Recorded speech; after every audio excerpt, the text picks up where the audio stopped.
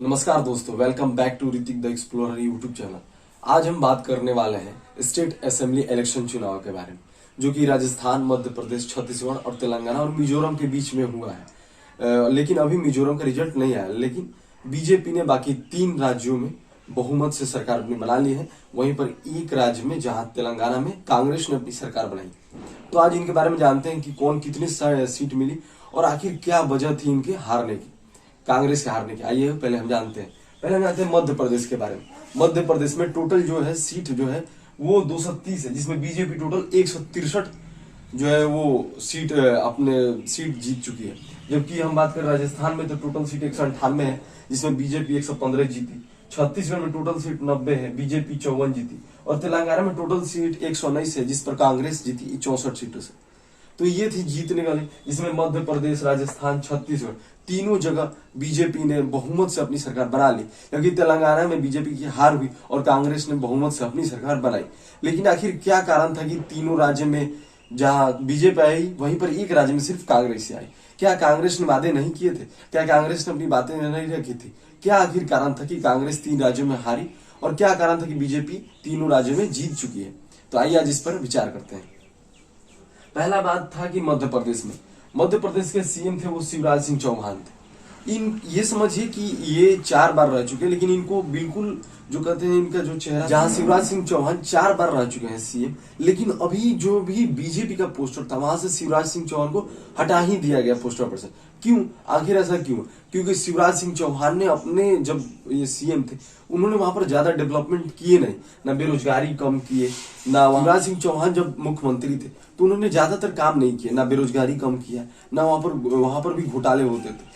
तो समझिए कि वहां पर मेन जो बीजेपी का मुद्दा था जीतने के लिए, वो हम कह सकते हैं राम मंदिर। मेन जब 2018 में जब प्रधानमंत्री मोदी बने, तो वहां पर भी उनका एक ही नारा था कि हम राम मंदिर बनवाएंगे। तो बेसिकली जब उनका पोस्टर देखिएगा, तो वहां पर पोस्टर में सबसे ऊपर थे राम मंदिर था, और बगल में मोदी जी थे, और जेपी नड्डा साहब को आगे करते। मतलब सारे जो भी सांसद थे, सेंट्रल गवर्नमेंट सांसद, उन सबको उतार दिया बीजेपी ने मध्य प्रदेश के चुनाव में। ये एक बड़ा कारण था कि बीजेपी वहां पर अच्छे खासे वोट से जीत चुकी है।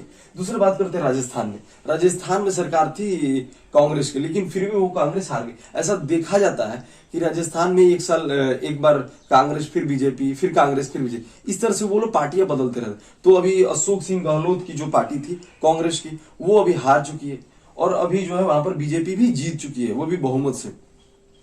और यहां पर भी कारण क्या था? तो यहां पर मेन कारण था जो हारने का कांग्रेस का, कि जब गहलोत जी हैं, जब उनकी पार्टी राजस्थान में थी, तो वहां पर सबसे बड़ा ये था कि जब वहां पर आरपीएसएससी एक एग्जाम होता है, वहां के जो मतलब जो वहां के अधिकारी थे, जो भी वहां का स्टाफ थे, वो खुद एक घोटाले में थे। तो यहाँ पर एक स्टूडेंट को ये लगा कि भैया अशोक गहलोत जी हमारे साथ धोखाधड़ी किए हैं, बेरोजगारों को तो नौकरी दिए ही नहीं।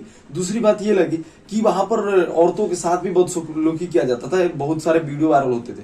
तीसरा कारण यह था कि इनके जितने भी मंत्री थे, वो समझिए बहुत ज्यादा जितने भी राजस्थान में डेवलपमेंट होते थे, वहां पर इनका इंटरफेरेंस ज्यादा रहता था इनके मंत्री। बात करते हैं छत्तीसगढ़ में, तो छत्तीसगढ़ में जो है वो समझिए कि बीजेपी भी अधिक सीटों से जीत गई। क्यों? क्योंकि वहां पर उन्होंने बहुत सारे वादे किए, हर नेता वादा करता है, तो बीजेपी ने भी वादे किए। और तेलंगाना में जितने भी साउथ वाले क्षेत्र, वहां पर कांग्रेस की लीड हमेशा अधिक रहती है, तो वहां पर कांग्रेस जीत चुकी है।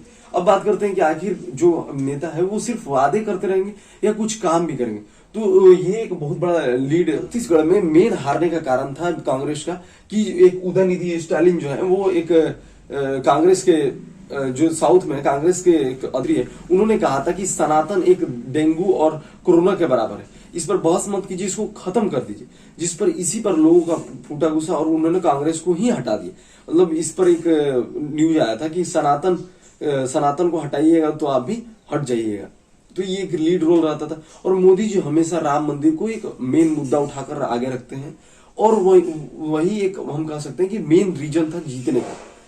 दूसरी बात हम ये करते हैं कि आखिर जितने भी नेता है हमारे, वो सिर्फ बयान देते रहेंगे और कि कुछ काम नहीं करेंगे। जितने भी नेता आते हैं कहते हैं कि हम 2.5 लाख सरकारी नौकरियां देंगे, 2 लाख सरकारी नौकरियां देंगे, जबकि आप इन ग्राउंड आके देखिए तो इतनी सरकारी नौकरी मिलती नहीं है बेरोजगार को। और अगर रोजगार मिलता भी है तो वहां पर अधिक से अधिक घोटाले हो जाते हैं। अब यह बिहार में देखिए, बिहार पुलिस का एग्जाम था, कितने अधिक घोटाले हुए। तो एक नेता का यही मकसद नहीं है कि आप 2.5 लाख सरकारी नौकरियां लिख दीजिए वादे में, लेकिन उसको आप पूरा ना कीजिए। या आप महिलाओं को सुरक्षा दीजिएगा, सिलेंडर का दाम कम कीजिए, तो आप ग्राउंड लेवल पे कम कीजिए, ना कि भाषण में दीजिए। तो हम बीजेपी को बधाई देते हैं कि वो जीत गए, और हम उनसे ये सिफारिश करते हैं कि वो अपने जो भी वादे हैं उन पर खरे उतरे। तो नेक्स्ट वीडियो में मिलते हैं, तब तक के लिए जय हिंद।